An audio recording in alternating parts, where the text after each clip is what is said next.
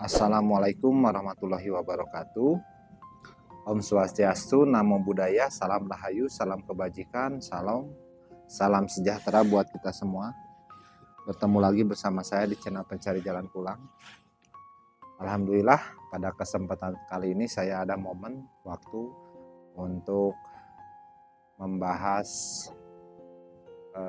kajian mungkin ya, pengalaman di dalam belajar ilmu tasawuf yang praktisnya dari ilmu tarekat. Adapun materi yang akan saya bahas pada kesempatan kali ini adalah belajar ilmu tasawuf itu bukan berarti kita harus meninggalkan dunia. Jadi begini, ilmu tasawuf itu metode praktisnya ada di dalam tarekat. Tarekat itu adalah serangkaian metodologi supaya kita bisa belajar mengenal akan Tuhan. Gitu. Setelah pada masa fase-fase metodologi itu, kita akan dituntut untuk praktek beserta dengan Tuhan setelah kita mengenal Tuhan. Jadi ada makom-makomnya lah. Ada yang mengenal dengan namanya, sifatnya, afalnya, zatnya, dan yang laisa kamitslihi syai'un. Nah, dalam prakteknya, praktek ilmu tasawuf itu, kita itu awalnya memang berpikir bahwa kita itu harus meninggalkan dunia. Ternyata bukan. Maksudnya kita tidak boleh mempertuhankan dunia ini. Yang mana dunia itu isinya ada anak, istri, harta, kekayaan. Bukan itu. Kita tidak boleh mempertuhankan itu. Tapi kita harus mempertuhankan Tuhan itu sendiri. Yang mana setelah kita kenal melalui metodologinya. Nah, dan ternyata pada prakteknya kita pun harus bekerja, kita pun harus berikhtiar. Cuman bekerja kita itu bukan karena kita yang butuh uang, tapi kita bekerja karena Tuhan yang menyuruh kita bekerja. Kita menyayangi istri, kita mencintai istri karena Tuhan yang menyuruh kita cinta kepada istri. Kita berjualan, kita berikhtiar, itu karena Tuhan yang menyuruh kita berikhtiar.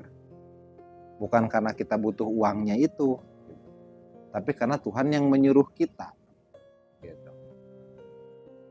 Sehingga di sini apapun yang kita lakukan itu adalah perintah Tuhan. Itu adalah keinginan Tuhan. Karena yang kita harapkan hanyalah satu, yaitu ridho dan rahmat Tuhan itu sendiri. Bukan uang yang hasil dari ikhtiar kita itu, bukan. Gitu. Nah itulah prakteknya nanti dalam ilmu tasawuf ini, ilmu tarekat ini. Jadi semuanya itu Tuhan. Semua yang kita kerjakan itu Tuhan. Memang dalam prakteknya naik turun ya. Dalam artian iman kita itu naik turun. Tapi kita sudah tahu bagaimana cara kita menaikkan vibrasi kita, bagaimana kita cara menaikkan kesadaran kita melalui metodologi tarekat yang pernah kita lalui itu. Gitu. Sehingga kita sudah tahu jalan dan caranya. Bagaimana kita bisa naik lagi ke posisi yang tinggi itu, di kesadaran yang tinggi itu. Cuman memang pada prakteknya itu sangatlah sulit. Itu berat. Tapi kalau kita sudah tahu, kalau kita sudah sering melaluinya, sehingga kita sudah tahu rule-nya, sudah tahu algoritmanya. Saya harus begini, saya harus menjolok dengan ini, saya tidak ada pilihan lain. Karena sudah saya coba pilihan ini itu tetap tidak ada jaminan. Hanya beserta Tuhan lah yang ada jaminannya. Jadi mau tidak mau kita itu harus bisa mencari bagaimana caranya supaya kita itu bisa mendapatkan frekuensi Tuhan itu, bisa beserta dengan frekuensi Tuhan itu, dengan realita yang kita hadapi pada saat itu juga, sehingga kita dituntut untuk bisa senantiasa terhubung dengan Tuhan. Setelah kita melalui metodologinya, setelah kita paham algoritmanya, gitu. Jadi dimanapun berada, disitulah Tuhan, gitu. Yang penting apa? Kiblat kita jangan sampai bergeser. Kiblat kita hanya untuk rahmat dan ridhonya. Bekerjalah kita kepada pekerjaan kita, bukan karena kita butuh uang dari pekerjaan itu, tapi karena tujuan rahmat itu sendiri. Makanlah kita, karena makan itu bukan untuk lapar memenuhi kekenyangan kita, tapi karena apa? Tuhan yang nyuruh kita makan, gitu. Tidurlah kita pada saat kita tidur, Tuhan yang menyuruh kita untuk tidur. Disitulah posisi yang terlihat sama, tapi sebenarnya berbeda karena bahannya berbeda. Bahan motivasi seseorang untuk melakukan itu berbeda. Walaupun prakteknya, realita yang zahirnya itu sama. Tetapi apabila bahan dasar motivasinya berbeda, buahnya juga kan berbeda. Kalau bahan dasar motivasinya kita karena uang, ya hasilnya dapat uang aja. Tapi kalau kita motivasinya hanya karena untuk rahmat dan ridhonya, rahmatnya yang kita peroleh, uangnya ngikutin gitu maksudnya. Seperti itu. Jadi yang intinya dalam ilmu tasawuf itu bahwa bagaimana kita bisa belajar mengenal Tuhan. Karena Tuhan tidak mau dikenali, tidak mau disertai dengan orang yang masih penuh dengan kenapsuannya. Makanya kita harus menaikkan level nafsu kita itu. Dari amarah, malhamah, gitu kan. Naik lagi ke sampai mutmainah. Gitu kan.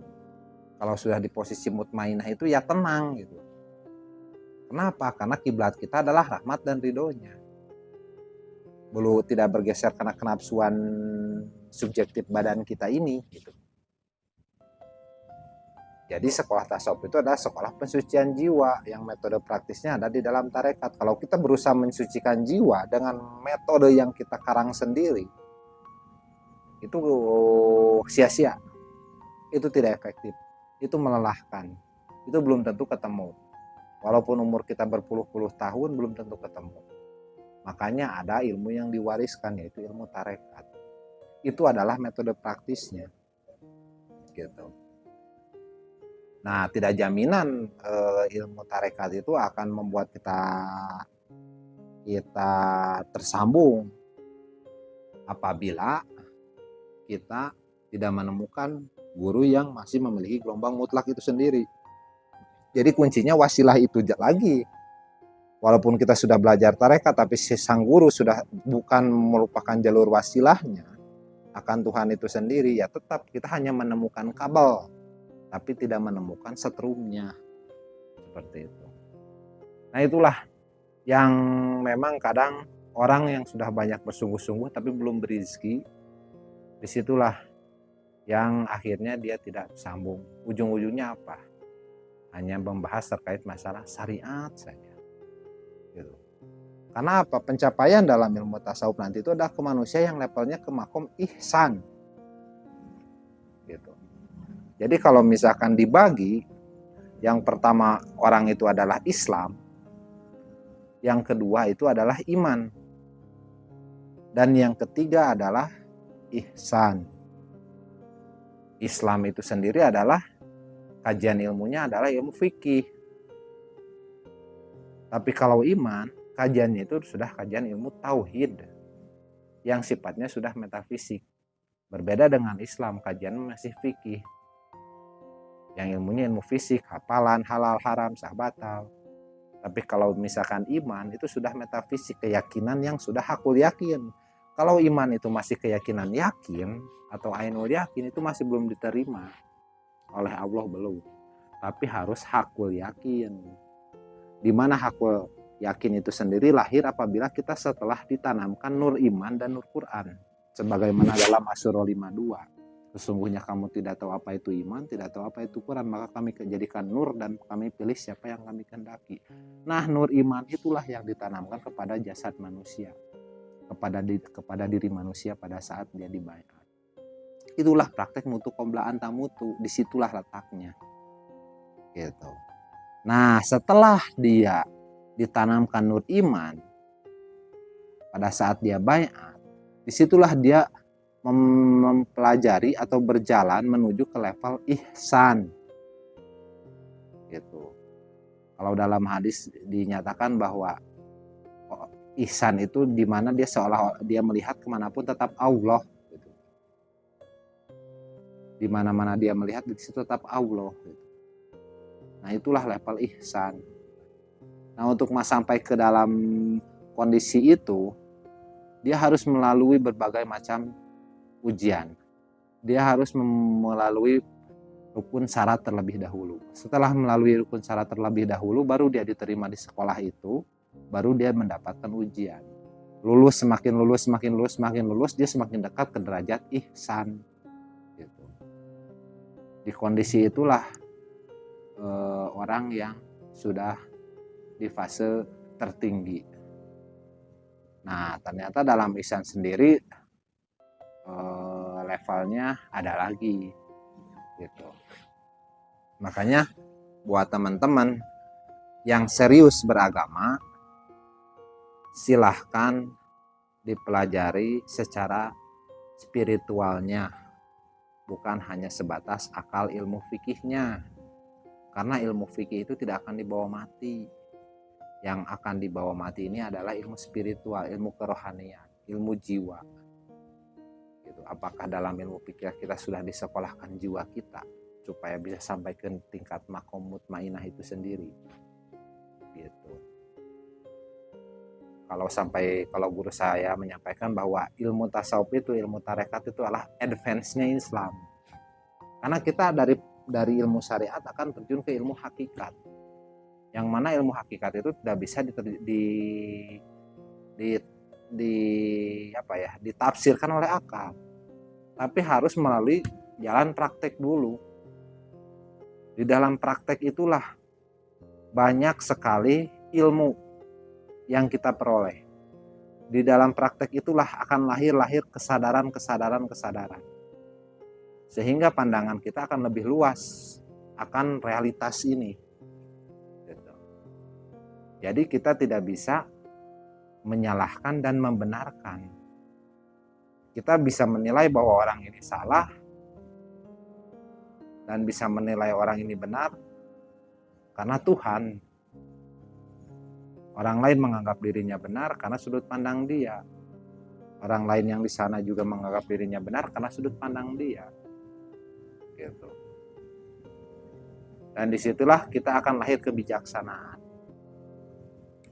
Mungkin itu yang bisa saya sampaikan ya pada kesempatan kali ini. Barangkali ada yang mau bertanya, silahkan di kolom komentar. Mungkin itu bisa jadi bahan rujukan saya untuk membuat video juga. Karena pada intinya ilmu ini adalah ilmu praktek. Apapun yang saya sampaikan tetap ilmu yakin, bukan ainul yakin, bukan hakul yakin. Gitu. Satu-satunya teman-teman untuk mengetahui kebenaran ini hanya dengan cara membuktikan sendiri. Setelah teman-teman mengikuti rukun dan syaratnya. Dan teman-teman disiplin tinggi dalam praktek itu. Walaupun sudah mengikuti rukun dan syaratnya, apabila kita tidak disiplin, ya tetap gak lulus-lulus. Gak naik-naik derajat kesadaran kita. Makanya kuncinya apa? Setelah melalui rukun syarat, disiplin tinggi. Itulah yang mungkin yang bisa kita sampaikan. Sekian info dari saya. Barangkali mudah-mudahan bermanfaat. Dan yang utamanya semoga dapat menjolok rahmat dan ridhonya. Dan bagi teman-teman yang mau belajar, boleh kontak admin, silahkan. Di sini tentunya nanti ada filter-filter apakah teman-teman masuk memenuhi syarat atau tidak. Yang intinya bukan dilihat dari finansial teman-teman ya, bukan. Tapi dilihat dari kesungguhan teman-teman untuk belajar di dalam ilmu. Karena Tuhan gak mau yang setengah-setengah gitu. Kalau misalkan mau setengah-setengah cukup kita bersyariat akal saja ya silahkan. Tapi kalau teman-teman sudah belajar menyelami ilmu hakikat, nah disitulah mungkin waktunya teman-teman untuk terjun, untuk masuk ke dalam bahtera ini. Mungkin sekian yang bisa kami sampaikan. Ini tentang Tarekat Naksabandiyah Al-Mahdiyah Holidiyah yang disampaikan oleh channel Pencari Jalan Pulang. Billahi taufiq walhidayah. Wassalamualaikum warahmatullahi wabarakatuh.